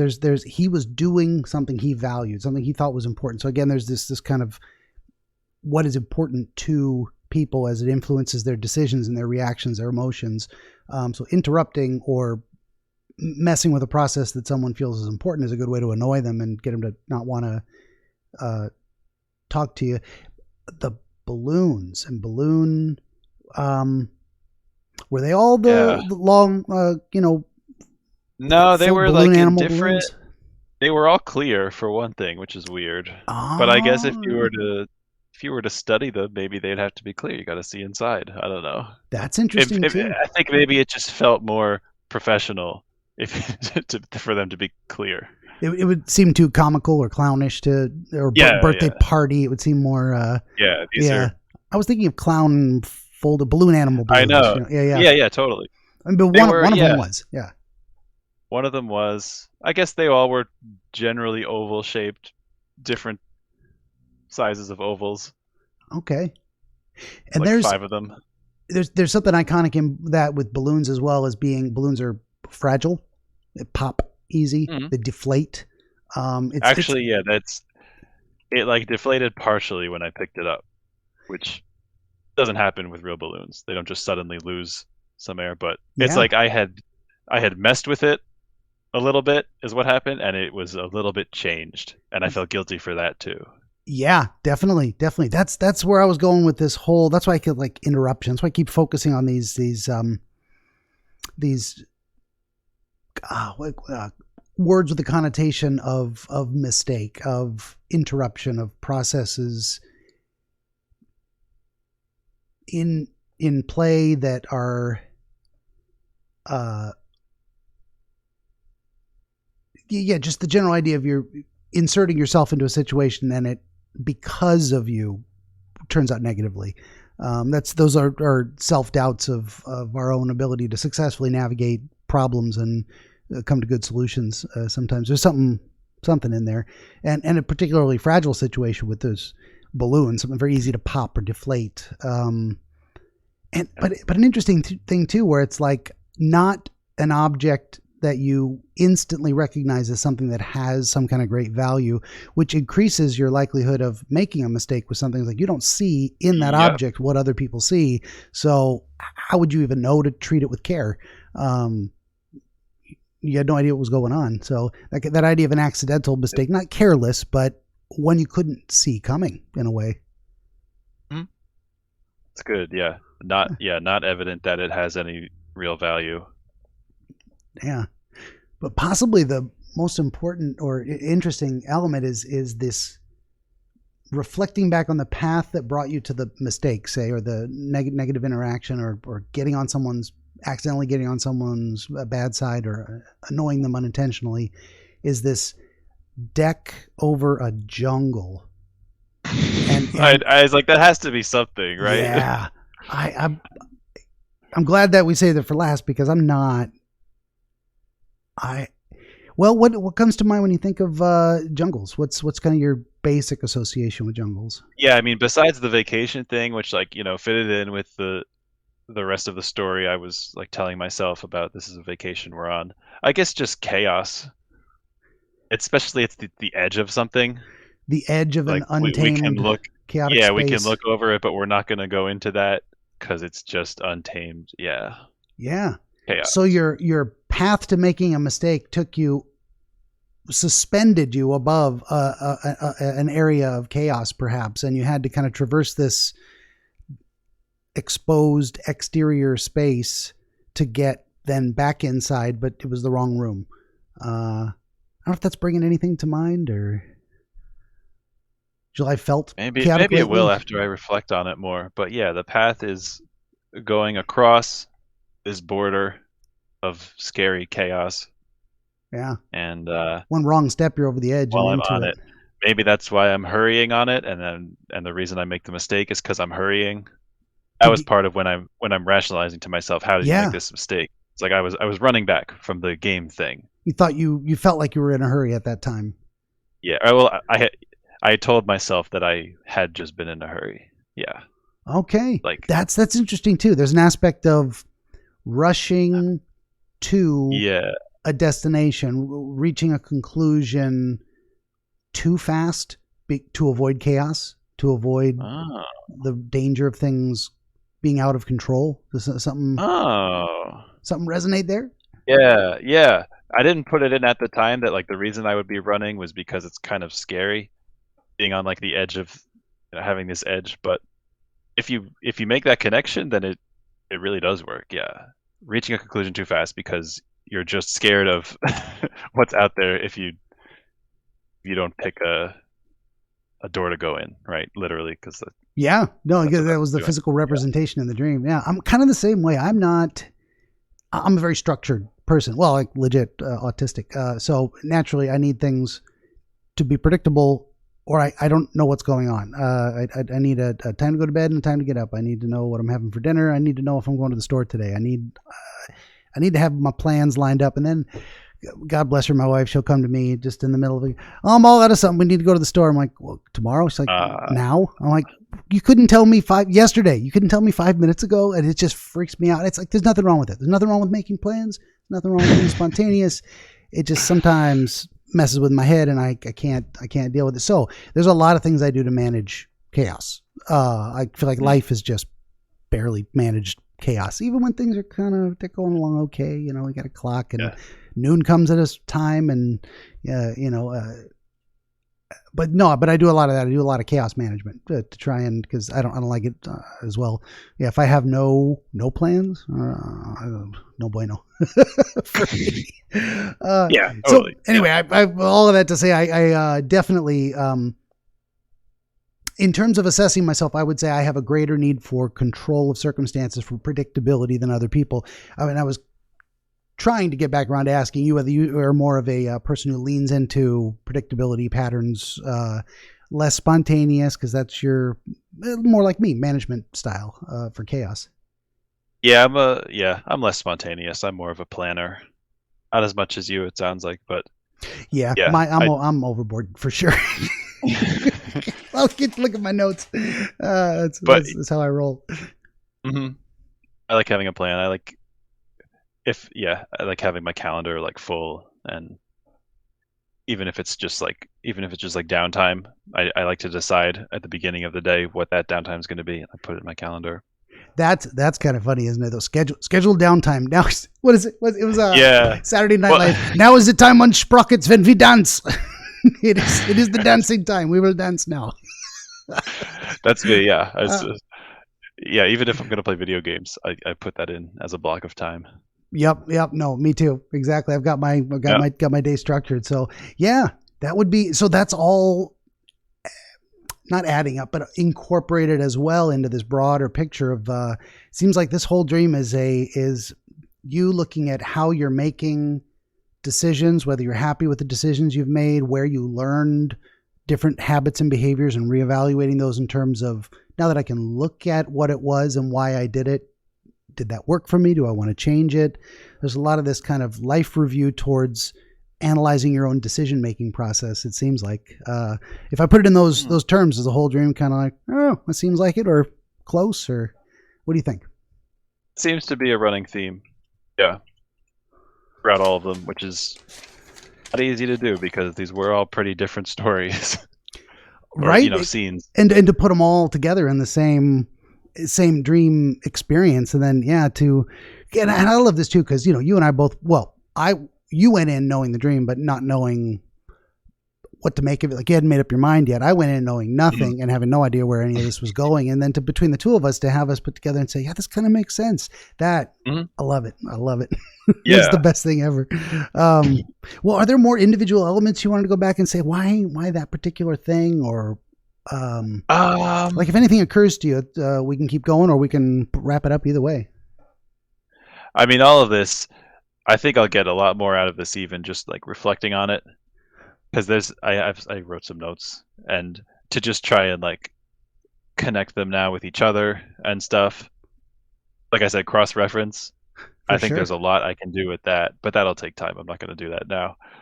Yeah, and it's probably not something you can do immediately. I mean, there's something I'd call percolating. You got to put the coffee on and let it boil. You got to let it run through, and eventually it makes coffee. But you can't rush it. And that's the same with a lot of dream. Not just dream imagery or understanding, but just a lot of problems in life is you got to sleep on it. You got to give it a minute to let your brain put it in the background, one of those background application processes, and eventually it'll come up with something. And that just takes as long as it takes sometimes. So no hurry to get immediate answers on stuff. I used to, I don't know, the first 10, 12, 15 episodes, I used to try to do debriefs where I would go back and listen to these and try and think of all the things I didn't ask or things I missed. And that used to involve 3, 4, 5 hours of me watching the video, stopping it, taking notes. Oh man. I just couldn't. So thorough. I couldn't keep it up. I wanted to. I'm like, and the debrief, long, fantastic stuff. I just gave it up eventually. And, but I couldn't do it. It's too much overhead. You should hire someone to do the debrief for you. Right. Well, I keep inviting people watching out there. Please go to the comments and say, hey, you missed this thing. I would have asked about that. I see that differently. What if you put this and this together and they equal that? And I'm like, you're probably right. I bet I missed a dozen things that would be fantastic. We're just two people talking about dreams. There's no guarantee of an answer. And very often there's no one right answer. Sometimes if you shift a little focus, you see it from a different angle, and it also works to tell you something else that's useful. But I think if you got as much as you believe you can out of it for now, we'll wrap it up, and then we'll talk a few minutes afterwards. Yeah, sure. Okay, good deal. Well, I'm just going to say once again, thank you to our friend Patrick D. Farley. That's Farley with an Farley from New York. We've got PatrickDFarley.com. We've got at PatrickDFarley_art on Instagram, and my housekeeping stuff here. Please like, share, subscribe, tell your friends. Always need more volunteers to share their dreams with us. You can get a t-shirt, coffee mug, etc., direct donation links, and 10 published works of historical dream literature available on Amazon, also through BenjaminTheDreamWizard.com. And that's the housekeeping. And Patrick, thanks again for coming. I really appreciate you sharing your dream. Thank you, Benjamin. This has been fun. Good deal. Always. Hey, if nothing else, at least it was fun. This is a very cool experience, unlike anything I've ever done before. Right on. I don't think anyone else is doing this. So hopefully I can get my little niche market go. It's me rubbing my money hands. Yeah, I love it. It's a very cool someday niche. I'd like to make a living. We'll see. But for now, I'll just say to everybody, hey, thanks for listening.